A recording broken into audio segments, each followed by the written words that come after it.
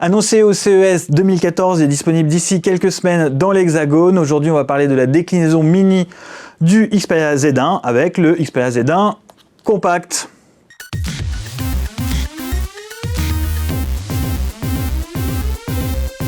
En marge des phablettes, des machines très confortables mais aussi très encombrantes, il y a toujours de la demande pour des smartphones compacts qu'on peut utiliser d'une seule main.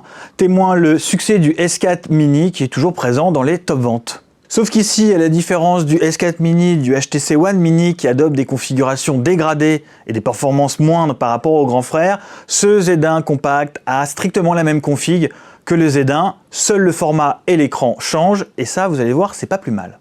On commence comme d'habitude avec un rapide tour du propriétaire. On retrouve la conception et la finition valorisante du Z1, façade en verre et entourage en aluminium, même code stylistique et même résistance à la poussière et à l'eau, en l'occurrence 1 mètre de profondeur durant 30 minutes, c'est devenu l'ADN de la branche mobile de Sony. En termes de format, le Z1 Compact est un peu plus épais que son grand frère, 1 mm de différence. Il s'approche néanmoins du format de l'iPhone 5C, et c'est bien là le principal pour le fabricant japonais qui ambitionne toujours de devenir une alternative premium aux iPhones. Côté poids, 137 grammes sur la balance, c'est plus qu'un S4 Mini avec 107 grammes, mais là encore, pas très éloigné d'un iPhone 5C avec 132 grammes. Notons aussi, et c'est important, que le Z1 Compact adopte une batterie bien plus importante que ses concurrents directs. Nous y reviendrons. Le Z1 Compact est décliné sur 4 couleurs, dont un jaune et rose bien flashy, qui ne devrait pas choquer un éventuel acheteur d'iPhone 5C. Principale nouveauté sur ce Z1 Compact, son écran. On passe d'une diagonale de 5 pouces en Full HD sur le Z1 à une diagonale de 4,3 pouces en HD 720p sur le Z1 Compact. On a une densité de pixels supérieure à la concurrence, un S4 Mini, un HTC One Mini, voire même l'iPhone 5 ou 5C. Non, l'affichage est précis, détaillé, pas de problème là-dessus. Là où le Z1 Compact prend l'avantage sur son grand frère le Z1, c'est véritablement au niveau de l'affichage, de la qualité de l'affichage. C'était le principal reproche que je faisais sur le Z1, une dalle MVA qui présentait un tassement du contraste lorsque la dalle était inclinée. Sur le Z1 Compact, on trouve une dalle IPS qui ne souffre pas de ses défauts, les angles de vision et le contraste sont très bons, la restitution des couleurs est particulièrement riche, surtout la luminosité me semble excellente, non c'est un vrai carton plein côté affichage. 2 bémols tout de même, le réglage de l'intensité lumineuse qui ne descend pas très bas, ce sera pas très confortable dans l'obscurité, et l'entourage très important autour de l'écran, il y a beaucoup de place de perdu sur les côtés et surtout en dessus et en dessous de l'écran. Dommage, ce Z1 Compact aurait pu l'être encore plus. Ce Z1 Compact adopte donc la même configuration que le Z1 classique, un Snapdragon S800 en 4 cœurs à 2,2 GHz, épaulé par un Adreno 330, ça c'est pour le GPU, 2 Go de RAM, non, de quoi être tranquille côté performance et éligibilité pour les prochaines mises à jour Android. De fait, la configuration et les performances délivrées sur le papier comme au ressenti placent le Z1 Compact à côté de son grand frère dans le peloton de tête des smartphones sous Android. Idem sur la connectivité, tout est là, de la 4G à 150 mégabits en passant par le Wi-Fi AC ou la sortie vidéo pérenne comme son grand frère.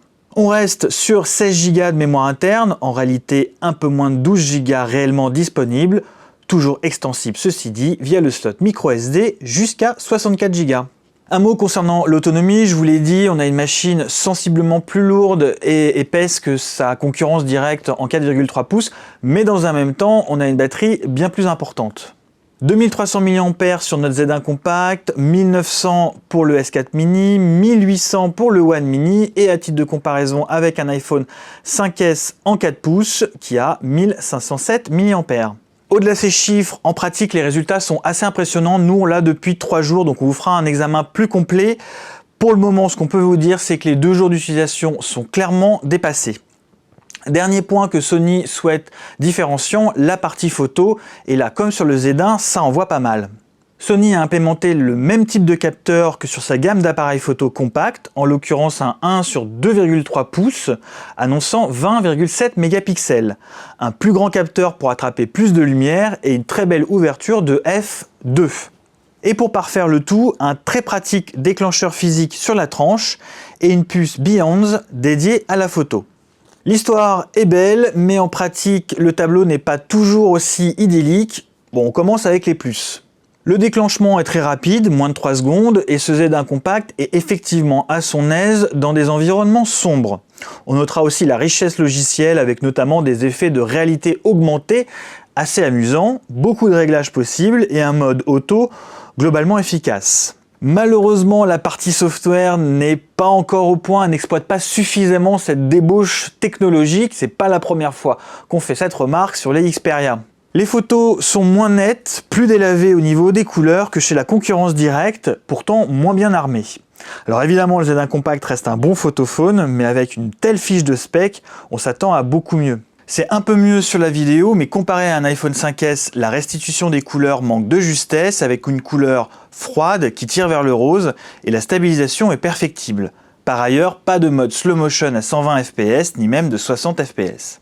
Allez, on conclut. Si vous cherchez un smartphone haut de gamme, puissant, mais qui reste compact et utilisable d'une seule main, ce Z1 Compact à 549 € tout de même est pour moi la nouvelle référence sur Android.